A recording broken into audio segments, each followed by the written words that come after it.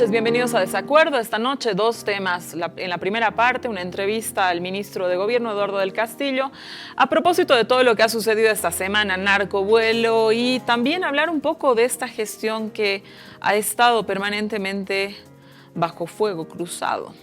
En la segunda parte vamos a hablar de otro hecho que me parece que es importantísimo y del que no se puede dejar de hablar, que ha sido la golpiza que han recibido en particular Muriel Cruz, pero también otras políticas en ejercicio.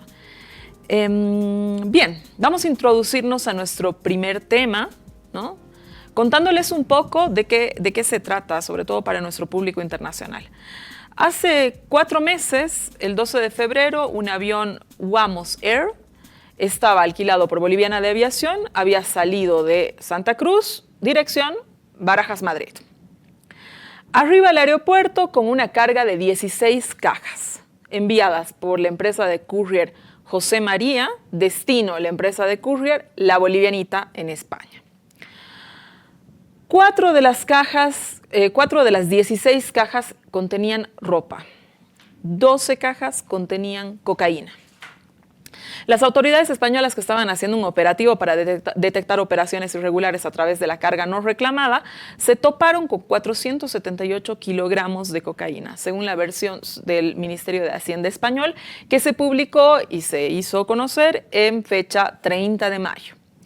Antes de hacer pública esta información, los españoles han pedido información a Bolivia, posiblemente esta información se haya pedido 16 o 17 de febrero, por una carga sobrevolada o no valorada que había aparecido en el aeropuerto de Barajas.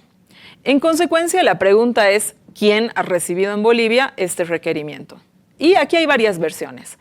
Según el informe de la Fiscalía que ha publicado el periódico El Deber, recibieron el requerimiento de la policía que activó un investigador dentro del aeropuerto, pero no pudo encontrar imágenes relevantes del proceso de carga al avión Airbus Vamos BOA, ¿no? Las imágenes que se encontraron eran inservibles e incompletas y así se enviaron a España.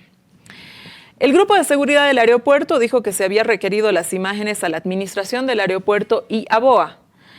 Pero el viernes pasado, Ronald Caso, ejecutivo de BOA, dijo que la aerolínea no genera imágenes y que tras recibir la solicitud de España, pidió las imágenes a la administración del aeropuerto y a la policía, y que no recibió las imágenes. Como verá el espectador, esto es todo un enredo. ¿Quién tiene acceso a las imágenes del aeropuerto? Eso no se sabe y eso lo vamos a preguntar esta noche. Lo cierto es que se tenía conocimiento que había una carga sobrevolada y que no se investigó sobre la carga. La policía dijo que no sabía que era droga, ya que España no lo había mencionado sino hasta el 30 de mayo.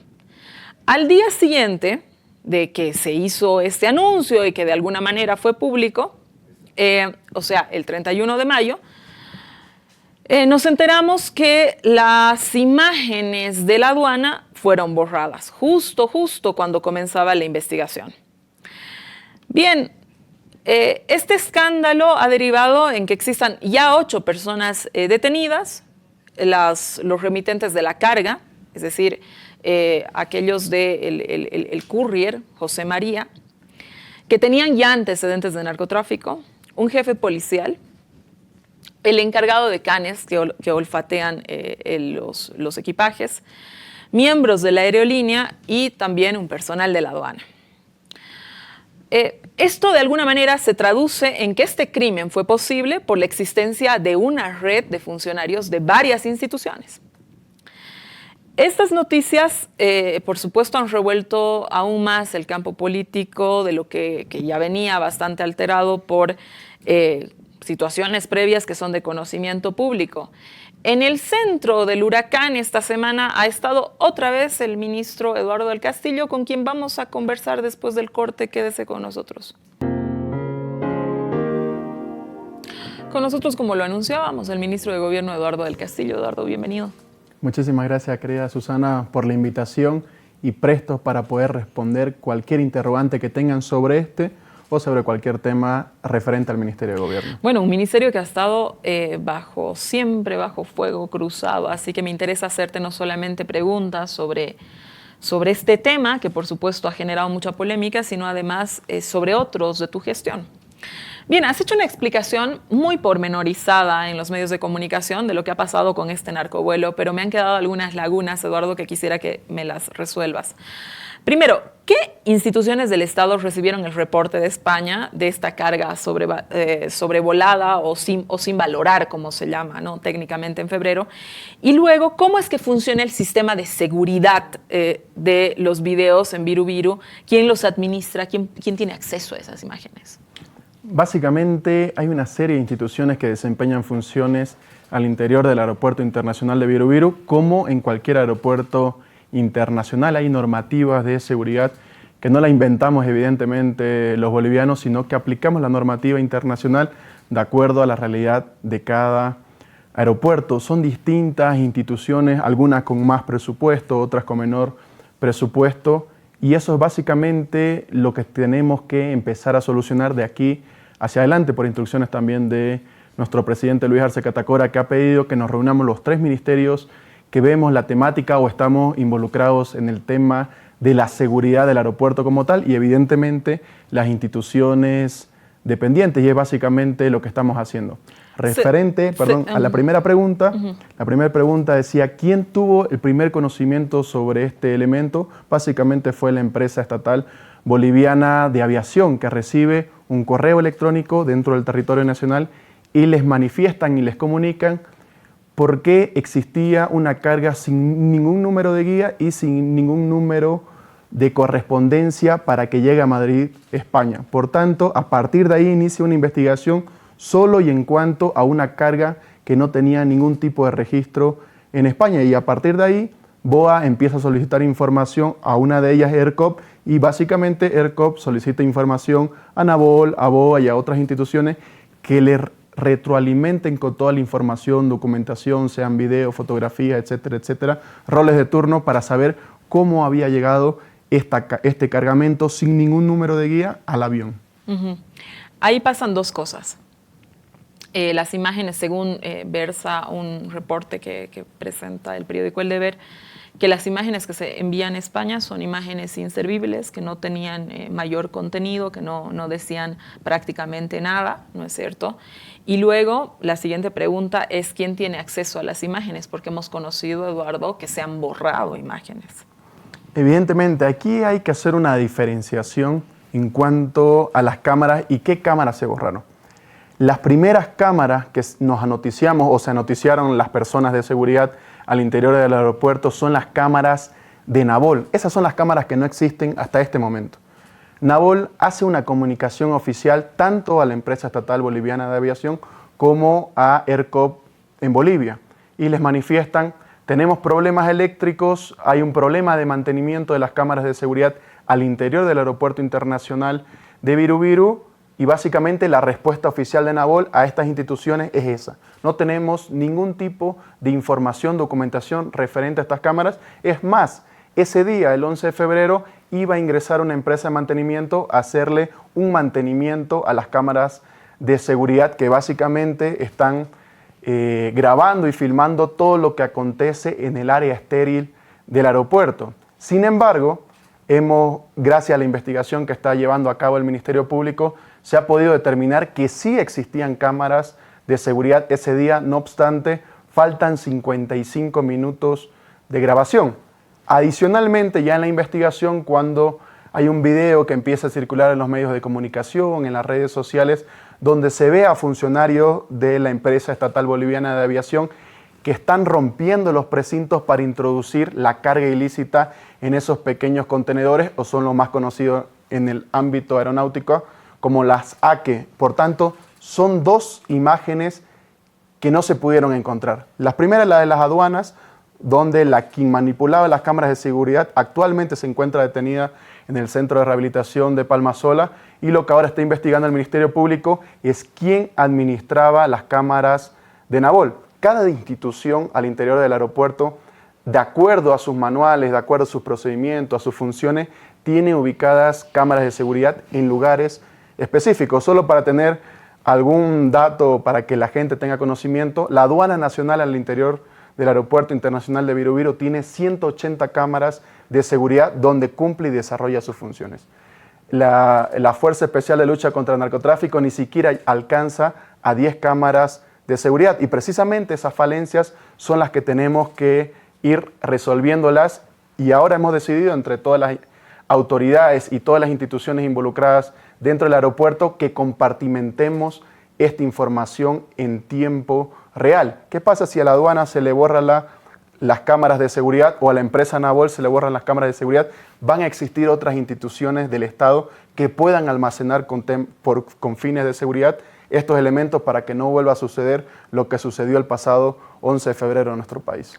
3 preguntas ahí. ¿Cómo es que no se sabe quién es el que administra las cámaras en Nabol hasta ahora, Eduardo? Nosotros no podemos interrumpir la cadena de custodia de la recolección de toda la información, de toda la prueba, para no generar posiblemente vicios de nulidad en el proceso. Estamos lamentablemente acostumbrados a que el Ministerio Público emite las órdenes de aprehensión, en este caso la FELN o la Policía Boliviana ejecuta estos mandamientos de aprehensión y van recolectando toda la información, y luego cuando ya el caso no es mediático, lo hacen caer el proceso. Por ejemplo, los propietarios, los administradores, los representantes legales de esta empresa de courier denominada José y María tienen antecedentes del 2014, del 2011, tienen antecedentes de la actual gestión por haber recibido en mano propia 67.744 pastillas de MDMA y están libres. Hubieron procesos anteriores donde, cuando ya no son mediatizados estos casos, básicamente algunos malos administradores de la justicia empiezan a liberar a estos narcotraficantes. La pregunta es, si por estos casos anteriores los malos administradores de la justicia no hubieran liberado a estos sujetos, ¿se hubiera enviado la droga a España o hubiéramos recibido las pastillas de MDMA dentro del territorio nacional? 600.000 pastillas. 67.000 pastillas. 67.000 Por tanto, pastillas. dentro de nuestro país hicimos todo el operativo con la Fuerza Especial de Lucha contra el Narcotráfico, ahí coadyuvó el Ministerio Público aprendiendo a estas personas en flagrancia, y en menos de 10 días se encontraban libres, pese a que son personas que se encuentran con antecedentes por los mismos elementos. Esta empresa de courier ha realizado más de 75 envíos entre la gestión 2020 a la gestión 2023. Pero un dato que arrojábamos dentro de nuestra presentación es que dentro de esta carga, una de las personas que recibía esta carga era una menor de edad. Una menor de edad de nacionalidad española, nacionalizada boliviana, pero cuando nosotros empezamos a revisar dentro de la investigación cuántas cargas ha recibido esta menor de edad, y solo revisando la gestión 2021 ha recibido más de 8 envíos. Como una menor de edad ha recibido 8 envíos desde Bolivia hacia España, y en la declaración de los administradores actuales de esta empresa de courier manifiestan es que porque estuvo fiestas de fin de año en Bolivia y lo único que estaban haciendo era enviarle las cosas que se había olvidado. Muchas casualidades, muchos indicios, muchos elementos que ha ido anotando el Ministerio Público en esta investigación y que son sujetos de evaluación para que ahora estas 3 personas guarden detención preventiva en el Centro de Rehabilitación de Palma Sola. Nos decías que habían instruido una coordinación interinstitucional entre los 3 ministerios que tenían de alguna manera alguna relación en el tema de este caso, que es Gobierno, Economía y Ministerio y Obras Públicas. Y digamos que quizás esta falta de coordinación entre las instituciones ha dejado un vacío, ¿no? Y ha precipitado que evidentemente haya un espacio de oportunidad. Porque claro, se tiran la pelota, no era mi responsabilidad, no, yo no lo sabía, no puedo interrumpir, esta es competencia de, ¿no? Nosotros sabemos, Eduardo, que en Bolivia hay una fuerte tendencia a la feudalización de las instituciones, ¿no? Esta es mi competencia, esto dice mi POA, yo no voy más allá, además no comparto la información, tengo temor que si un funcionario público pueda saber más que yo, eso genera pánico, terror absoluto, ¿no es cierto? Entonces, tomando en cuenta esto, que es real y que es así la administración pública boliviana, ¿cómo es que tú crees que se vaya a desarrollar esta coordinación? ¿Será efectiva? ¿Será real? ¿No será, el problema de ahora mismo, que el caso está mediatizado y luego se relajarán nuevamente los controles? Porque tú has hecho una declaración que me parece importante, y es el hecho de que reconoces que en las instituciones hay narcotráfico incrustado. Primero aquí hay que hacer una aclaración. Nosotros desde el primer inicio hemos manifestado que esta mafia transnacional vinculada a delitos de narcotráfico y evidentemente a delitos conexos ha permeado a funcionarios. Y básicamente todos estos funcionarios, y probablemente existan más, que han sido permeados, que han sido corrompidos, que por su acción o por su omisión han permitido el envío de sustancias controladas hacia España, hacia el aeropuerto internacional de Barajas, están procesados, se encuentran detenidos. Hay 11 personas plenamente identificadas, la gran mayoría de ellas se encuentran detenidas en el Centro de Rehabilitación de Palmasolas, otros están pendientes de su audiencia de medidas cautelares y otros se encuentran en pleno proceso de investigación o incluso con mandamientos pendientes de ejecución de aprehensión dentro del territorio nacional. Esto no significa que todo esté mal. Nosotros, por tanto, hacíamos una diferenciación entre los controles de seguridad por temas de pasajeros. Ahí no falló ningún protocolo. Todas las instituciones básicamente actuaron conforme a todos y cada uno de los manuales. Luego hay un control de seguridad para el tema de equipaje y todos y cada uno de los pasos con todas las instituciones involucradas no fallaron ningún protocolo de temas de seguridad. Donde hubo un rompimiento de los protocolos de seguridad fue en el envío de carga. Se respetaron 5 protocolos donde participa la Fuerza Especial de Lucha contra el Narcotráfico, NABOLA, DGAC, Aduana, Empresa Boliviana de Aviación. Sin embargo, el protocolo previo antes de abordar el avión, ahí es donde se rompió básicamente el protocolo de seguridad. Ahí donde necesitaba básicamente estar funcionarios de la Fuerza Especial de Lucha contra el Narcotráfico, funcionarios de la policía que son dependientes de la unidad de Canes y funcionarios de APSEC. 3 personas conforme a los instructivos, a los manuales, a la normativa interna que rige los aeropuertos, no debían alejarse de esta carga básicamente que estaba aislada, que nadie podía tocarla, que nadie podía asomarse a esta carga que estaba lista para abordar. Pero ¿qué pasó con estos funcionarios policiales? ¿Por qué se retiraron del lugar si las normas básicamente están diseñadas para cumplirse? Por tanto, estos sujetos hemos pedido al Ministerio Público que mínimamente los citen a declarar a estas personas. Una de ellas ya se encuentra aprehendida y está pendiente de su audiencia de medidas cautelares. Faltan 2 personas. Por tanto, dentro de la infraestructura del Aeropuerto Internacional de Viru no se vulneraron los controles de seguridad. Hemos escuchado muchos comentarios que cómo puede ser que suban casi 500 kilogramos de cocaína y ellos ni siquiera pueden subir con su mochila que les cobren básicamente exceso de equipaje. Pero ahí no fallaron los protocolos. El protocolo falló en la zona estéril, el protocolo falló en el momento antes de abordar el avión. Claro, y evidentemente ahí, Eduardo, no entra un ciudadano, o sea, no entra Susana con su mochila o con su maleta. Ahí tiene que haber, y aunque yo quisiera entrar, no puedo entrar, ¿no es cierto? Entonces ahí, evidentemente, estamos hablando de una red de funcionarios. Evidentemente, estamos hablando de una red de funcionarios que fueron corrompidos lamentablemente por el narcotráfico en uso y ejercicio de atribuciones propias al interior del Aeropuerto Internacional de Viru. No utilizaron puertas, evidentemente, donde se empeñan funciones Fuerza Especial de Lucha contra el Narcotráfico. No utilizaron puertas donde esté la policía boliviana.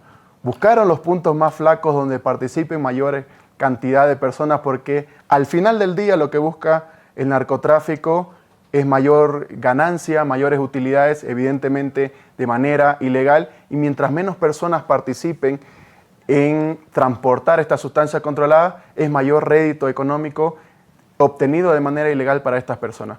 Por tanto, sabemos que las 11 personas identificadas, aprehendidas, detenidas o pendientes de aprehensión no son las únicas que han participado, pero por lo menos los funcionarios públicos que han participado ya se encuentran detenidos. Algunos dicen con cizaña que solo han caído los bajos, pero estamos viendo que hay un alto funcionario policial que era el encargado de supervisar a 2 policías que no se desprendan del lugar, que se encuentra actualmente detenido por el plazo máximo, que es de 180 días en Palmasolas. Ahí de la policía, Eduardo, constantemente hay reportes que la Fuerza de Lucha contra el Narcotráfico tiene vínculos con narcotraficantes. Hay ex jefes de esta repartición sindicados por agencias extranjeras por ayudar al narcotráfico. Hay incluso miembros que han pertenecido a la FELCSE, a la FELCN y están en la cárcel, ¿no es cierto? Un peligroso asesino de policías, Nayar, prefiere entregarse al jefe antidrogas porque en su declaración dice sentirse más seguro, ¿no es cierto? Entonces ahí te pregunto, Eduardo, ¿qué se puede hacer con la corrupción de la policía? ¿Es posible hacer algo? Es decir, ahora mismo me estás hablando de un alto funcionario policía que está involucrado con los temas de narcotráfico. ¿Qué se puede hacer con esto? No es nuevo, es real. Evidentemente, lamentablemente estamos afrontando un problema de más de 197 años que básicamente es la vida que tiene nuestra policía boliviana y estamos perfilando a construir la policía del Bicentenario. Así, igual que Bolivia, la policía va a cumplir 200 años de creación. ¿Cuál es el perfil que queremos tener del policía en nuestro país? Nuestros impuestos van destinados para pagarle un sueldo, para pagarle el salario al policía para que nos proteja. Pero si nosotros vemos día a día, la policía boliviana ha ido cambiando el chip, ha ido cambiando la mentalidad y me atrevo a decir que más del 98% de los efectivos policiales están destinados para cumplir con esta misión constitucional que tienen de defender al pueblo boliviano, de cuidar sus intereses. Nunca antes en la historia de nuestro país habíamos visto que el 96% de los feminicidios se resuelva por parte de la policía boliviana. Antes no alcanzaban el 15%, antes no alcanzaban el 20%, y estos datos se van construyendo, y para que se resuelvan estos casos necesitamos de policías comprometidos en temas de género, comprometidos con el pueblo boliviano, comprometidos con los grupos más vulnerables. Hemos logrado reducir nosotros los feminicidios de 113 feminicidios que se cometieron el 2020 a 108 feminicidios, posteriormente a 95 feminicidios. Sabemos que no es suficiente, pero también sabemos que estamos yendo por buen camino. La gran mayoría de la policía boliviana viste el uniforme verde olivo como un héroe y una heroína. Lamentablemente, los medios de comunicación y la gran mayoría del pueblo boliviano no nos ayuda a visibilizar el verdadero trabajo que hace la policía boliviana en todo el territorio nacional y lamentablemente solo visibilizamos lo malo. Y eso nos ayuda como control social, ¿no? En otro programa, Eduardo, porque te voy a invitar, vamos a discutir si es que es el Ministerio de Gobierno el que ayuda a reducir los feminicidios o no. Yo creo que no, pero lo podemos discutir. Lo que sí, digamos, me parece como dato relevante e interesante es que el 96% de los casos estos sean resueltos, porque es lo mínimo que esperamos. Ahora, tú estás hablando de la Policía del Bicentenario y ahí yo tengo una interrogante, Eduardo, y te lo digo con la más clara honestidad, y es si realmente se puede hacer un cambio dentro de la policía. Cada ministro de gobierno que ha anunciado un cambio, por decirte, Hugo Moldis anuncia una reestructuración de la policía, poco tiempo después Belaunde termina suelto, que estaba custodiado por una gran cantidad de policías, ¿no? Pero Moldis anunciaba una reforma. Sacha Llorenti, para darte otro ejemplo, ¿no? Le quita a la policía, ¿no?, el sistema de identificación, se vuelve un SEGIP civil, digamos, dependiente del Ministerio de Gobierno también, pero ¿no?, una institución descentralizada y no dependiente de la policía. E inmediatamente pasa el caso de Chaparina, que se rompe, ¿no?, que nos haría pensar, sospechar que algo pudo pasar por allí. Por supuesto, ese tema aún sigue, digamos, genera muchas dudas y todo lo que vos quieras. Lo que yo quiero poner sobre la mesa es que cada que hay un anuncio de transformación estructural de la policía, resulta que el ministro, por una u otra razón, omisión, etcétera, termina golpeado, pareciera que por la misma policía, ¿no? Entonces, ¿cuán posible es, desde tu perspectiva, hacer una reestructuración real y profunda que la policía sí la necesita? Aquí debemos ser autocríticos. Evidentemente se han hecho cosas o intenciones de transformaciones de la policía en gestiones anteriores, pero se hicieron al calor del momento, se hicieron de manera improvisada. La actual ley del régimen disciplinario de la policía boliviana, la ley 101, fue aprobada, discutida, elaborada en menos de 2 semanas. Y actualmente vemos cómo un buen policía básicamente es enjuiciado al interior del régimen disciplinario de la policía boliviana con el único objetivo de perjudicarlo, con el único objetivo de sacarlo de la carrera policial y evitar que el día de mañana esté en la cúspide de la policía boliviana. Pero también vemos con la actual la ley del régimen disciplinario cómo este sistema protege a los corruptos, cómo protege a los malos. Para alcanzar los datos de baja de las que hemos obtenido en la gestión anterior, hemos tenido que estar encima, hemos tenido que contratar una serie de abogados para empezar a retirar los malos. Por eso yo digo que muchas veces algunos canales, algunos medios de comunicación no nos ayudan a visibilizar estos temas. Por solo dar un dato, en agosto del año pasado, solo en agosto hemos dado de baja a 67 efectivos policiales. Nunca antes en la historia se había retirado tantos efectivos policiales porque habían adecuado su conducta a algún tipo penal, alguna falta o contravención gravísima al interior de la policía boliviana.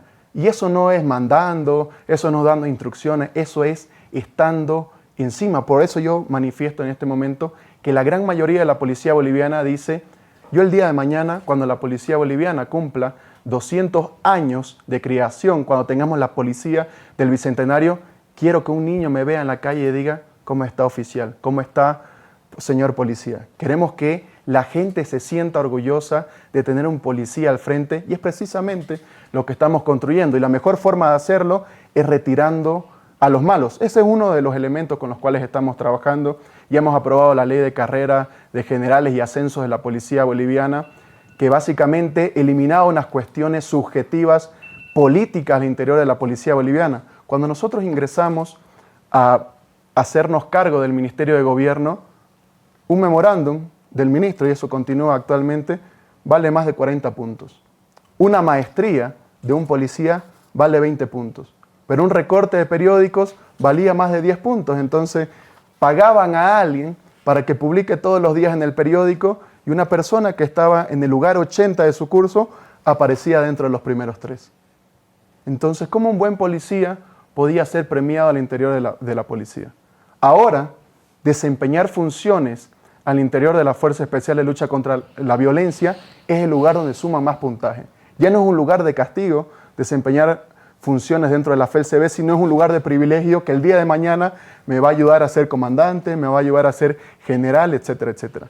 Son esos pequeños cambios que los estamos haciendo y que no han generado ningún tipo de quiebra institucional, sino todo lo contrario. Ellos aplauden y dicen, la gran mayoría: ministro, eso era lo que queríamos. Por ejemplo, el año pasado hemos presentado una ley a la Asamblea Legislativa Plurinacional, que es la ley de la carrera policial, la ley de la carrera de la policía boliviana.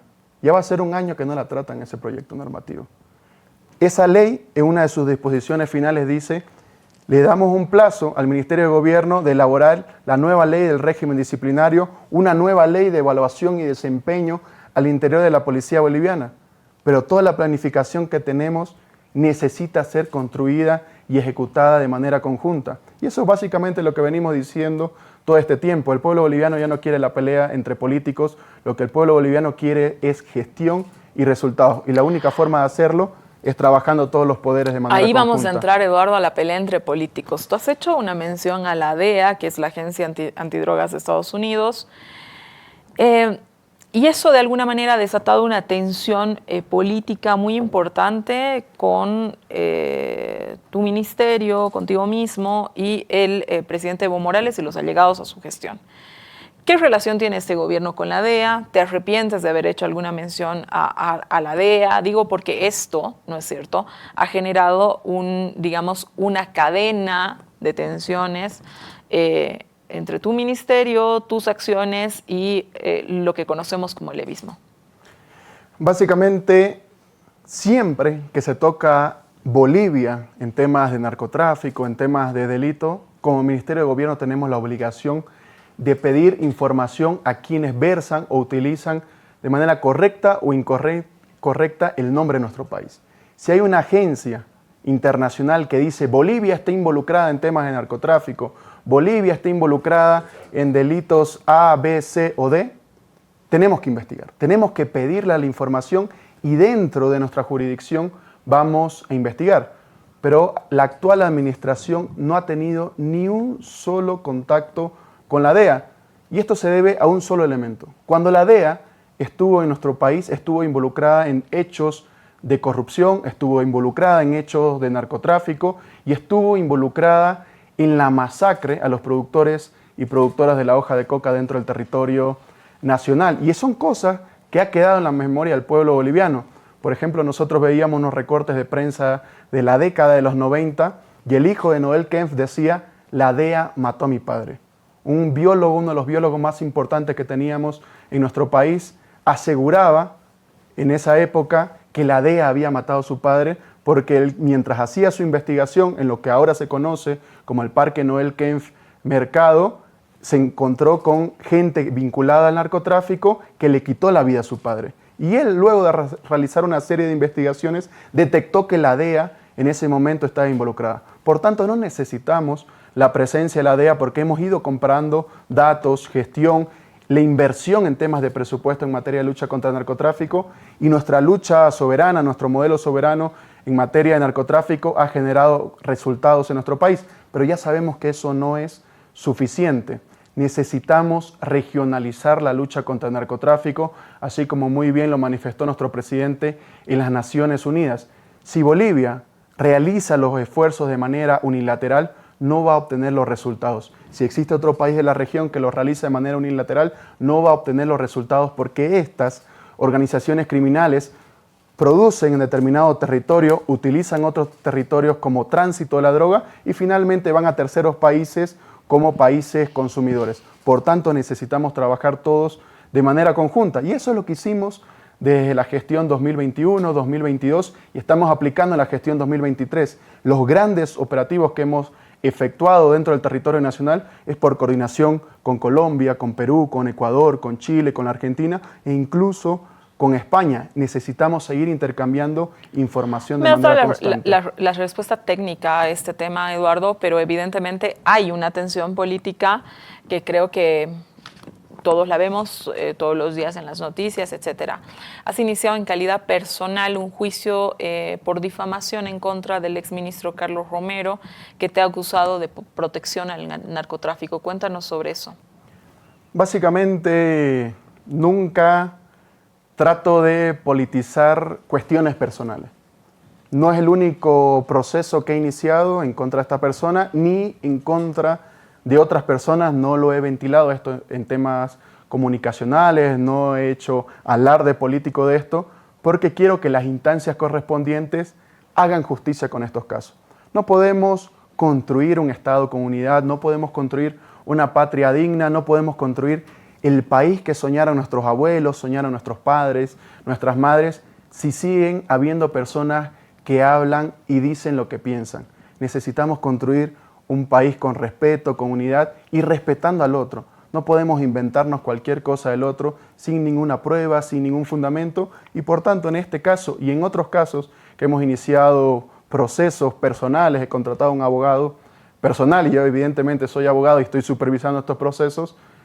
Lo hago para que estas personas el día de mañana se retracten, y no por mí, sino por las siguientes personas. Hay gente que se ha acostumbrado a lo largo de varios años en nuestro país a decir cualquier cosa y a denigrar a cualquier persona, y esto tiene que acabar.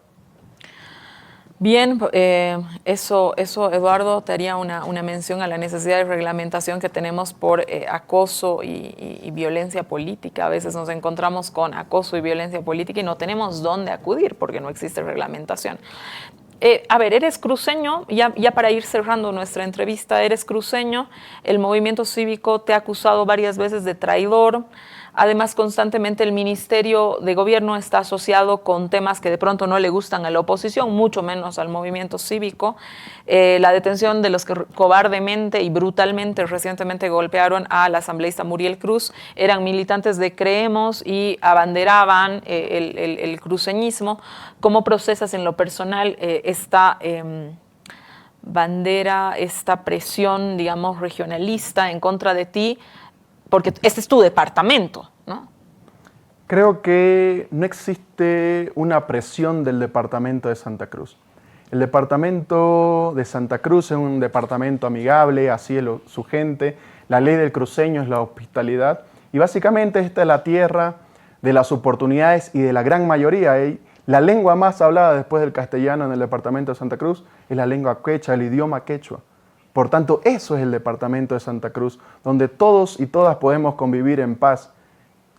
Y básicamente el departamento de Santa Cruz lo único que quiere es poder trabajar sin paros, sin bloqueos, sin enfrentamientos, sin que le restrinjan sus derechos.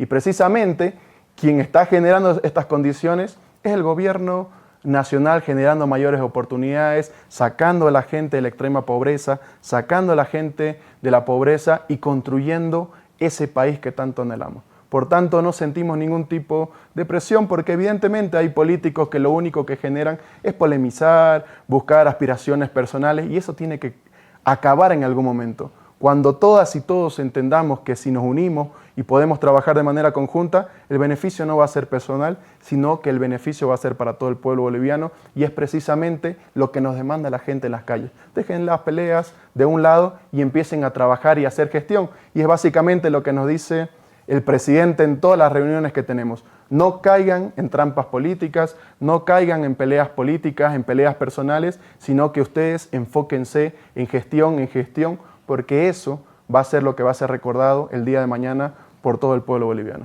Para finalizar, Eduardo, la entrevista y te la agradezco mucho. ¿Cómo te ves a futuro?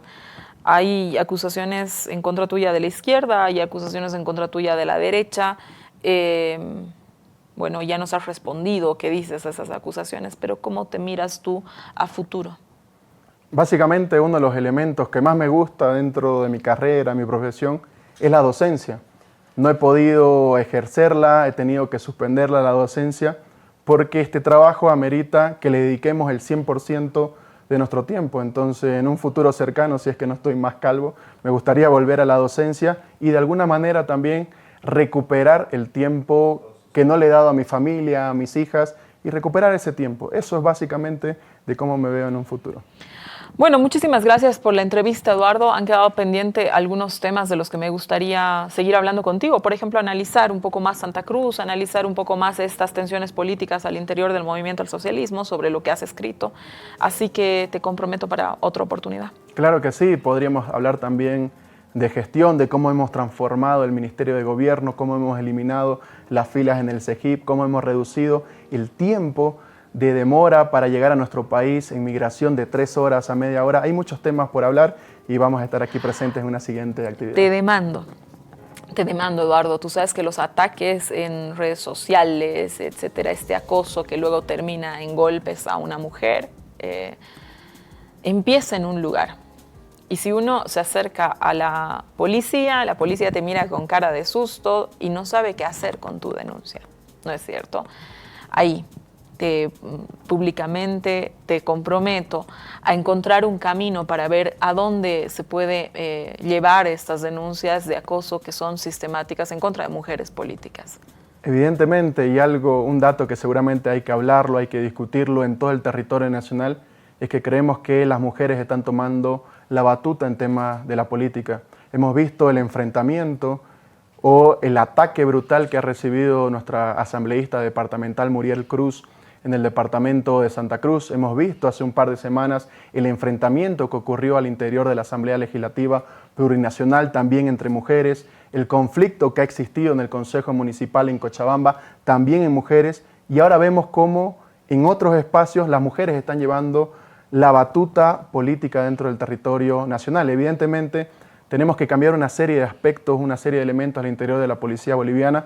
Por eso hemos creado ya hace un par de años la unidad de género al interior de la policía boliviana para cambiar el chip de la policía boliviana. Era una estructura completamente patriarcal que ahora la policía boliviana está aprendiendo de nuevas masculinidades, elementos que antes ni siquiera se asemejaba a leerlos, a estudiarlos, tal vez por un tabú. Y son esos pequeños elementos con los cuales estamos transformando día a día a la policía dentro de nuestro país para darle un mejor servicio a toda la sociedad. Gracias, Eduardo.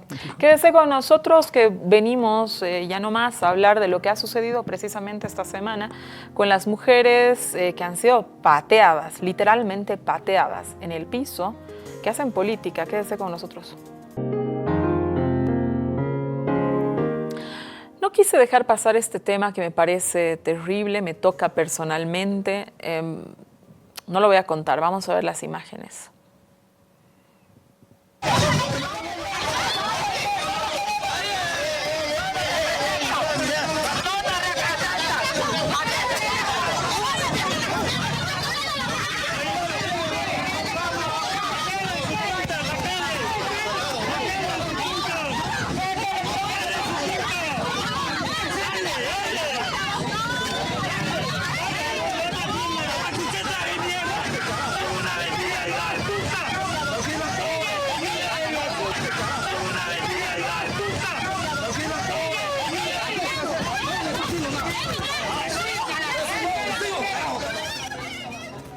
Muriel Cruz es el nombre del asambleísta departamental de Santa Cruz del Movimiento al Socialismo que fue brutalmente golpeada, como muestran las imágenes, por gente fanática de la fuerza política Creemos. Esto sucedió el viernes.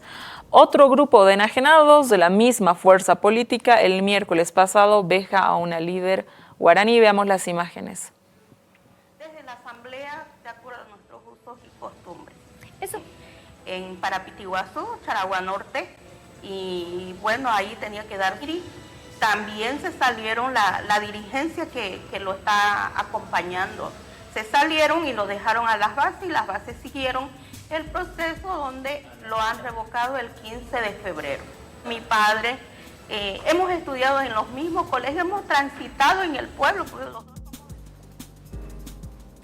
Le echaron tierra, arena a la dirigente guaraní Francisca Sánchez. Esto sucedió el miércoles. El martes pasado, grupos de choque del alcalde Manfred Reyes Villa en Cochabamba golpearon a la concejal Claudia Flores, castigándola por haber recibido el voto masista. Veamos las imágenes.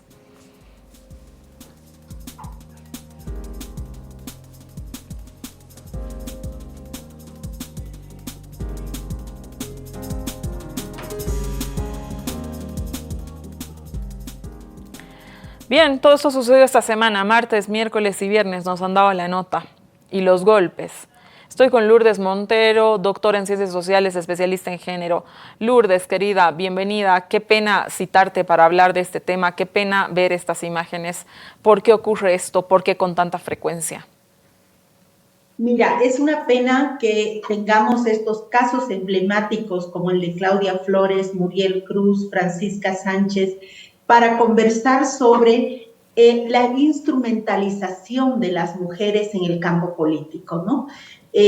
Yo considero que esta masiva incorporación de las mujeres a la política que celebraba el ministro que anteriormente estaba hablando, también tiene una cara oscura, y esa cara oscura es la asignación del rol disciplinador, usando a las mujeres para agredir a otras mujeres. Yo me imagino que sería absolutamente inaceptable que veamos hombres golpeando a mujeres en el campo político. Y por eso es que en este caso específico, tanto de Claudia, Muriel, Francisca, son las mujeres las que atacan a otras mujeres. Eso nos deja un poco consternados, nos deja sorprendidos, porque hay la promoción del odio entre mujeres, ¿no? De distintas fuerzas políticas. Lo que yo considero aquí es que estamos viendo un patriarcado más sofisticado, un patriarcado 2.0 le llamo yo, porque ya no hay un ataque de hombres contra mujeres, porque hay una masiva presencia de mujeres en el campo político y sería totalmente inaceptable. Pero, ¿qué pasa cuando son las propias mujeres las que protagonizan actos machistas y patriarcales? Justamente están aceptando y asumiendo ese rol que nos otorga, ¿no? De ser las salvajes, de ser las irracionales. Por tanto, de no ser las sujetas de un pacto político, que es lo usual en el campo de la política, ¿no? Yo creo que esto es tremendamente negativo, dice muy mal de justamente las acciones que están ocurriendo, porque la violencia contra las mujeres en política está siendo ejercida por otras mujeres. Y ahí yo creo que hay la necesidad de un compromiso público de todos los líderes políticos para justamente evitar, sancionar y rechazar la violencia general en política, pero sobre todo aquella que nos dirige a instrumentalizar a las mujeres en el campo político. Lourdes, a ver, dos cosas que me quedan pendientes. Quiero seguir viendo qué opinas de la naturalización también de casos tan graves. Dos medios hablan en sus titulares de peleas. Estoy hablando de la ANF y Página 7, aunque Página 7 al día siguiente recompone, lo podemos ver. Hablamos de medios que hablan una pelea entre mujeres, ¿no? Una pelea deriva en una cosa así, cuando por supuesto esto no fue una pelea, fue una brutal golpiza a una asambleísta de una fuerza política, digamos, de los afines, digamos, a la fuerza política contraria. Y en el caso de Muriel no solo la golpean mujeres, también la golpean hombres, Lourdes. La persona que la arrastra del cabello es un hombre, no es una mujer. Luego vemos además que 3 de los más importantes periódicos de Santa Cruz, vamos con las imágenes, El Deber, El Día, El Mundo, no pusieron el sábado ni tampoco el domingo en ninguna de sus portadas el hecho tan grave. ¿Tenemos las imágenes, Carla? Bien, parece que estamos sin las imágenes, pero no importa. Lo que quiero es tu opinión, Lourdes, sobre el hecho de, uno, la naturalización, reducir una cosa tan grave, unos hechos tan graves a una pelea. Y lo segundo, ¿no es cierto?, es que los 3 medios más importantes del departamento de Santa Cruz no hayan puesto en sus portadas un hecho tan tremendamente grave como ha sido la golpiza a Muriel Cruz. ¿Qué opinión te merece esto? Ya venimos discutiendo desde hace mucho cómo los medios juegan un papel fundamental en la normalización, la naturalización de cualquier hecho de violencia, ¿no? Y cómo ellos construyen el imaginario social de lo que es aceptable y lo que no es aceptable. Ellos son como los voceros de la opinión pública y por tanto también forjadores de esas ideas, creencias y de los límites que como sociedad estamos dispuestos a aceptar. Por ello nos preocupaba de sobremanera cómo los medios están tratando, por ejemplo, los conflictos que hubieron en la Asamblea Legislativa, que fueron en menoscabo de toda la Asamblea Legislativa, pero también los hechos con Claudia Flores y Muriel Cruz. Hubo digamos, minimización del hecho violento. Y yo creo que justamente la política es el arte de los acuerdos, el arte de los pactos, el arte de la negociación. Y para ello se necesita sobre todo el reconocimiento de los sujetos, del otro. Y eso es lo que la violencia niega. Cuando tú tienes que recurrir a la violencia es porque ya no tienes argumentos, es porque tienes que disciplinar al otro con la fuerza. Y eso es lo que la política debería evitar. Justamente debería enseñarnos a la sociedad en su conjunto cómo tratar las diferencias de opinión, las diferencias de posiciones políticas. Los medios de comunicación no nos están ayudando, los políticos no nos están ayudando, mandando a la calle a las mujeres a enfrentarse, y las mujeres que están en acción política no nos están ayudando, asumiendo este rol que les asigna el patriarcado, que es de ser las disciplinadoras salvajes del otro que piensa distinto. Lourdes, para finalizar, lamentablemente no tengo mucho tiempo, como te decía, era una cosa de la que no quería dejar de hablar. Yo siento que existe un vaciamiento, a pesar de que las mujeres están en las asambleas legislativas y que hay los cupos y la ley y toda la cuestión, pero de alguna manera que existe un vaciamiento en, digamos, los mecanismos, el poder decisional del país. No sé si estás de acuerdo conmigo, y que realmente pareciera que las mujeres están, digamos, casi poniendo el cuerpo como grupos de choque, digamos, en distintos escenarios, pero no tomando decisiones o generando, digamos, opinión o sentidos comunes o una cosa de aquellas. O sea, yo creo que existe un retroceso, y un retroceso que, desde mi perspectiva, está ligado también a ese momento de gran aleccionamiento que ha sido el 2019. Sí, hemos retrocedido bastante, Susana. Creo que eso amerita más tiempo de reflexión en términos de este rol político de las mujeres. Por eso yo soy tan enfática de la instrumentalización de las mujeres en la política puede jugar mucho en nuestra contra. ser utilizadas y luego que la sociedad diga, pero si ellas son las que se pelean, ellas son las que se mechonean, ellas son las irracionales, nos puede jugar en contra. Y justamente yo creo que ha habido ahí un retroceso significativo en esa vocería, en esa calidad. Michelle Bachelet decía, si una mujer entra a la política, la mujer cambia. Si muchas mujeres entran a la política cambia. Y creo que la sociedad tenía una expectativa y tiene una expectativa de la paridad democrática, que es un valor que hemos defendido. Y es que las mujeres cambien el tono de hacer política en Bolivia. Lourdes, me tengo que ir a un corte para que vamos a las conclusiones sobre este tema. Quédate conmigo, por favor. Claro que sí. Volvemos con Lourdes Montero, a quien le voy a pedir una conclusión sobre el tema que estábamos hablando. Lourdes, ¿con qué se tendría que quedar la gente? ¿Qué reflexión? ¿Qué preguntas? Las imágenes que hemos visto lo que hacen es llevarnos a pensar que la política es un campo de batalla y que en ese campo de batalla todo se vale, como por ejemplo las patadas, los puñetes y los discursos de odio. Y aquí me voy a todo el tratamiento simbólico que se da al tema. Yo creo que hemos aprendido mucho de otros países donde el discurso de odio son el camino para la violencia física contra las mujeres.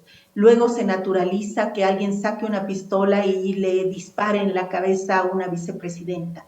Eso lo hemos visto en Argentina.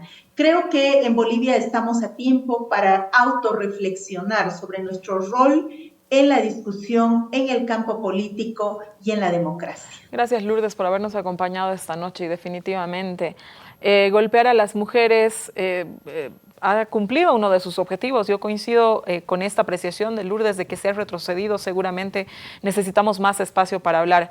Pero el retroceso no es para las mujeres, es un retroceso para la sociedad. Apuntar, ¿no? Solamente para dejarlo como apunte, como pregunta quizás, la crisis social que vivimos coincide con el vaciamiento de las mujeres en la toma de decisiones del país. No estamos mejor sin mujeres, no estamos mejor sin mujeres, estamos peor sin mujeres. Gracias por haberme acompañado esta noche en este desacuerdo. Quédese con la programación de RTP y con la programación de Canal Red. Buenas noches.